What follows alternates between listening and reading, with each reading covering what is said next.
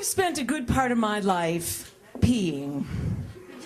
Now, this is not necessarily a bad thing. I truly believe that people in the Frequency Club are some of the most resourceful people that I know. In fact, I have made an art of peeing in the most unusual places, much to the dismay of many of my traveling friends. You see, I'm one of these people who prefers to pee behind the gas station instead of in the gas station, if you know what I mean. I think you do. I have peed on the side of the road, in parking lots, in vacant lots, in people's driveways even. I have mingled with waterfalls on the tops of mountains. I have fertilized barren plains, and I have melted snow. In fact, I pee so often that I have created a whole set of acronyms for all the types of peas that I have, and I'd like to share a few of those today. You see, there's PPs and TPs and PPPs, there's ESPs and PCPs, and then there's whoops and PAPs and PIPs and POPs. Oh, and then there's PBPs, PLPs, and PDPs. Let me just share a few of those that are most important right here. The PP is the most important of all, and that is the preventative P. You know, you pee before you go on the road so you don't just stop 10 minutes later. And then there's the PIPs, which is the pull-in NP, which you might do here, for instance, if you were driving along and wanted to pee. And then the one I prefer most, the POPs, and that is pull-over NP, as in by the side of the road. Now, as you might have noticed by now, I do not get very embarrassed by this subject most of the time, nor about the act itself. But there was one time. When I was 28, I was on a semester-long course with the National Outdoor Leadership School in Kenya.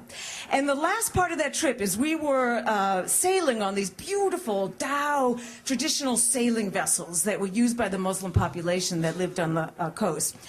Now, you have to understand that these boats were not that large for the 20 of us in my team and all the local crew that were on the boat. Now, of course, I had to pee. You got it. And now you have to understand that this boat was one level. It was the deck. That's it, right? That's it. No below deck on this boat. So when the time came that this action had to occur, I went to the captain and I said, "So what do you do in this situation?" And the captain said, "Come with me."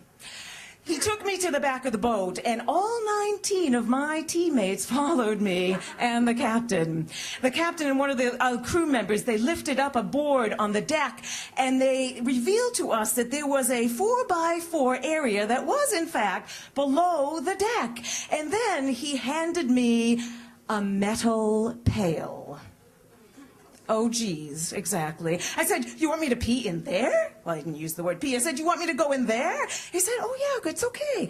I said, "No, that's okay." He said, No, it's not good to wait. I have a cloth. We'll cover the hole." Well, what was I to do?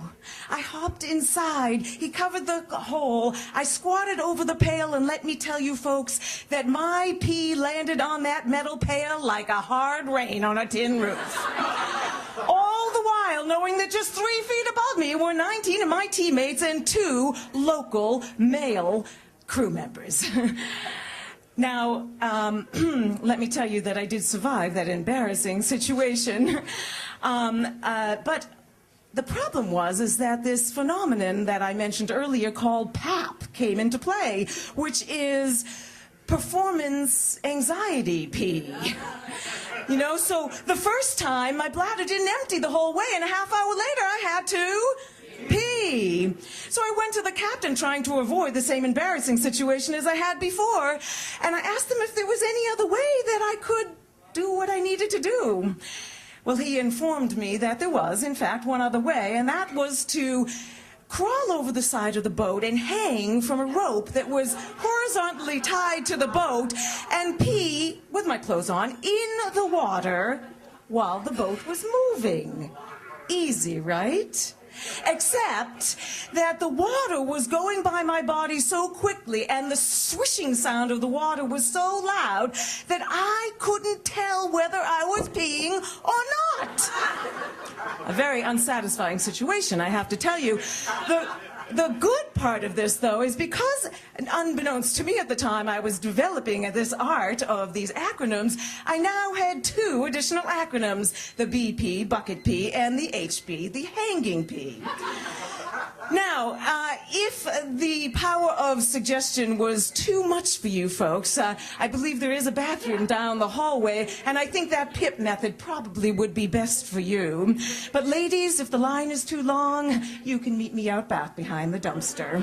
May the peace be with you.